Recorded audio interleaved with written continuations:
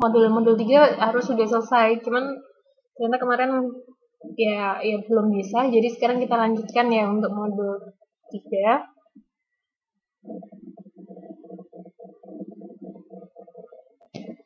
Kemarin kita review sebentar.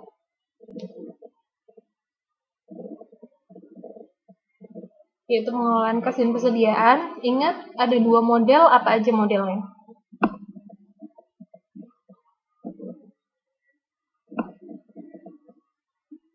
Ada 2 model untuk menghitung total ini, target cash balance.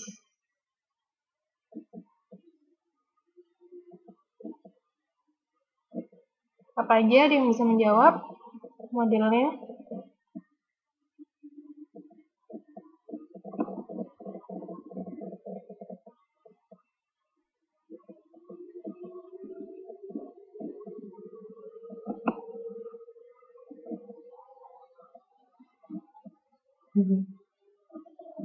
Sudah lupa ya? Nggak ada yang menjawab.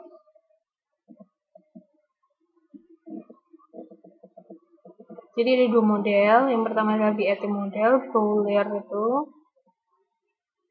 Dengan asumsinya, cash is spent at the same rate every day, jadi sama terus. Juga ada model namanya Miller. Ini masuk ke ini ya, PR. Yaitu dia berfluktuasi. Berfluktuasi atau dalam artian jadi kas keluarnya, kas yang dibutuhkan, kas masuk, kas keluar itu fluktuatif. Dalam artian tidak dalam jumlah yang sama setiap hari atau setiap periode, enggak gitu. Miller or model ini yang lebih apa ya istilahnya, kalau di dunia nyata tuh lebih real seperti itu, karena memang kita nggak bisa prediksi ya berapa yang akan kita keluarkan nantinya. Ini figurnya untuk Miller or model, jadi ada upper, ada lower. Ini C itu merupakan target cash balance. Waalaikumsalam warahmatullahi wabarakatuh.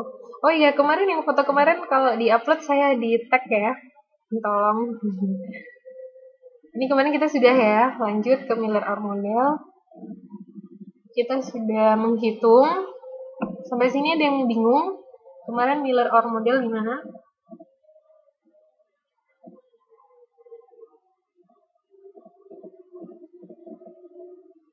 Enggak ya, nggak ada yang bingung ya.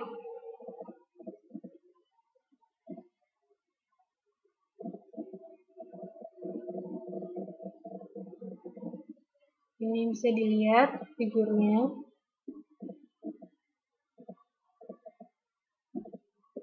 Lanjut ya. Jadi kita masuk ke dalam characteristic of short-term securities. Jadi sekuritas jangka pendek. Apa sih sebenarnya itu? Sekuritas jangka pendek itu kita bisa bilang dia jangka pendek ketika ini pada umumnya untuk membedakan jangka panjang dan jangka pendek itu dari 1 tahun.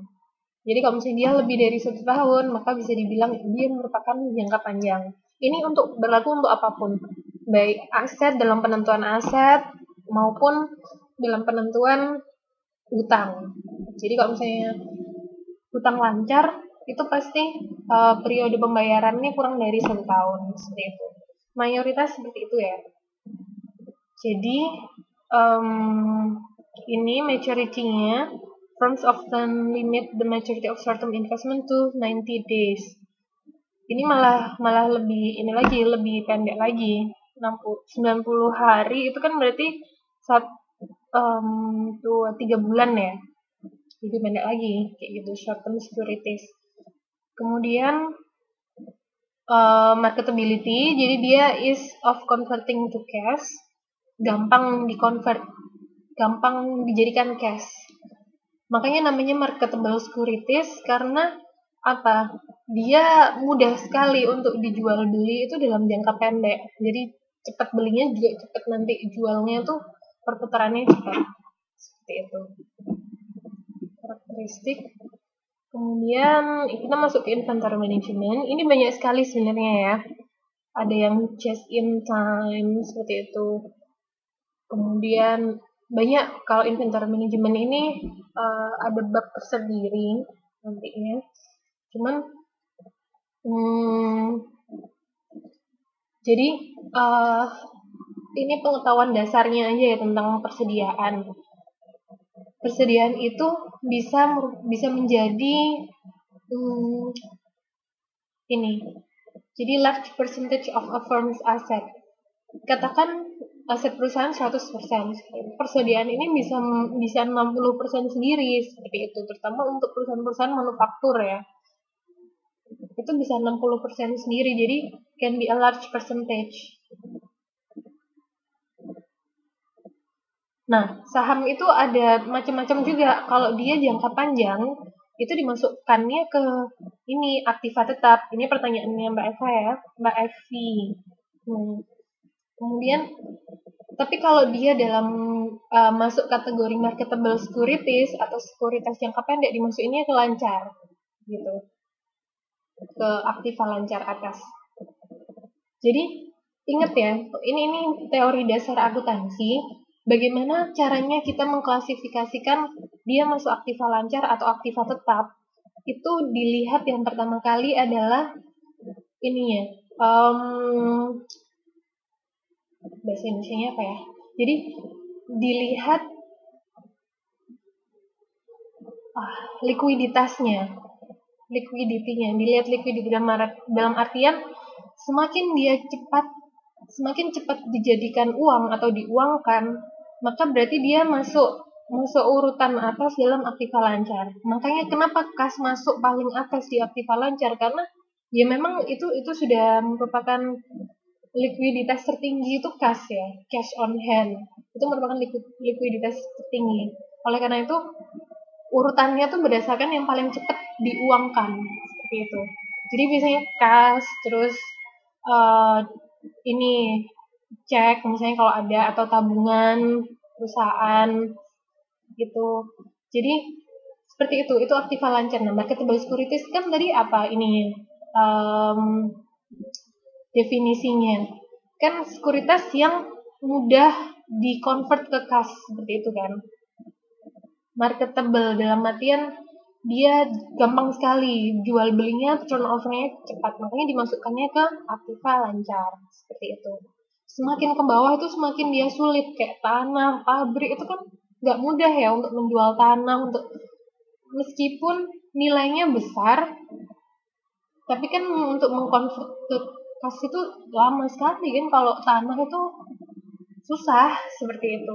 Jadi semakin ke bawah itu semakin masuk aktiva tetap itu semakin susah dikonvert ke kas. Itu kuncinya ya. Itu teori dasar akuntansinya. Nah, sekarang masuk ke inventory. Jadi ini sudah saya terangkan kemarin ya, review. Perusahaan itu harus mendapatkan titik balance untuk menyimpan inventory. Nggak cuma inventory. Kalau tadi kan awal kita kas ya. Jadi untuk menyimpan kas, menyimpan inventory, memang semuanya basically kita harus menemukan titik balance ya untuk semuanya. Tapi dalam kasus ini inventory, kalau yang tadi kas. Nah, karena kalau inventory-nya dia terlalu banyak menyimpannya, otomatis ada biaya penyimpanan segala macam seperti itu bisa rugi seperti itu. Kalau misalnya biaya penyimpanan tinggi. Tapi kalau dia kurang menyimpan, maksudnya penyimpanannya itu tidak memenuhi permintaan seperti itu. Jadi tiap ada customer order dia harus beli persediaan. Seperti itu transaksi cost-nya sangat besar juga. Tentu merugikan perusahaan juga seperti itu. Jadi harus menemukan titik balance. Itu yang menjadi tugasnya inventory management. Jadi bagaimana kita mengelola persediaan sehingga transaksi cost-nya seminimal mungkin, biaya penyimpanan seminimal mungkin juga. Makanya ada yang namanya inventory management itu just in time. Begitu ada pesanan baru dibikin. Jadi dia Apa gunanya?